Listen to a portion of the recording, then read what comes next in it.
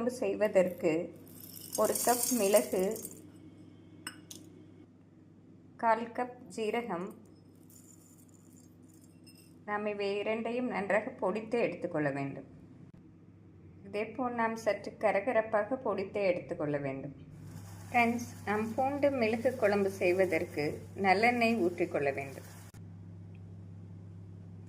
நாம் எண்ணெய் சற்று அதிகமாகவே ஊற்றிக்கொள்ளலாம். அப்பொழுதுதான் பூண்டு குழம்பு சுவையாக இருக்கும்.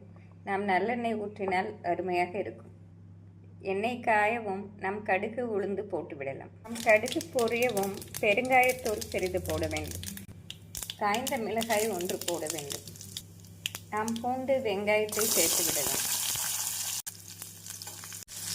நாம் வெங்காயம் பூண்டு போட்டவுடன் ஒரு பச்சை மிளகாய் கறிவேப்பிலை சேர்த்து விடலாம்.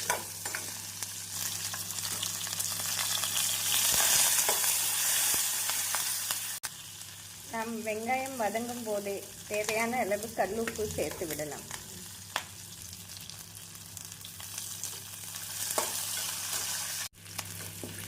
ஃப்ரெண்ட்ஸ், இந்த அளவு வெங்காயம் பூண்டு வதங்கவும் நாம் 1 ஸ்பூன் மஞ்சள் பொடி சேர்த்து விடலாம். மஞ்சள் பொடி சேர்த்து நன்றாக வெங்காயத்துடன் மிக்ஸ் செய்ய வேண்டும்.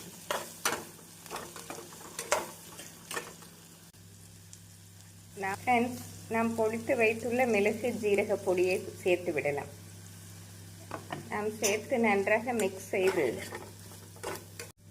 நாம் மிளகு ஜீரக பொடி நன்றாக வெங்காயம் பூண்டுடன் மிக்ஸ் ஆகும் வரை வதக்கி இதனுடன் 1 டம்ளர் தண்ணீர் ஊற்ற வேண்டும்.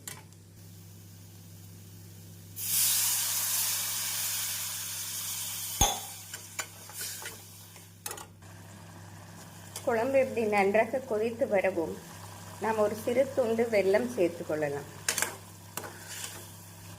நாம் வெல்லம் சேர்த்து மிதமான தீயில் ஒரு 5 நிமிடம் வைத்து விடலாம். ஃப்ரெண்ட்ஸ், குழம்பு சரியான பதமாக வந்துவிட்டது. நாம் இப்பொழுது அடுப்பை ஸ்விட்ச் ஆஃப் செய்து விடலாம். நாம் இந்த அளவு எலுமிச்சை சாறை இப்பொழுது குழம்பில் ஊற்றி விடலாம். ஃப்ரெண்ட்ஸ், நாம் அடுப்பிலிருந்து இறக்கவும் இந்த அளவு எலுமிச்சை சாறை ஊற்றி நன்றாக மிக்ஸ் செய்து விட வேண்டும். நாம் புளி சேர்க்காததால் எலுமிச்சை சாறு சேர்ப்பது இந்த குழம்பிற்கு அதிக ருசியாக இருக்கும்.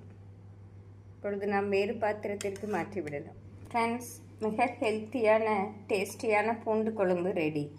இதை நாம் இந்த குளிர்காலத்தில் சூடான சாதத்துடன் போட்டு வெறும் முட்டை ஆம்லேட் வைத்து சாப்பிட்டாலே மிக சுவையாக இருக்கும்.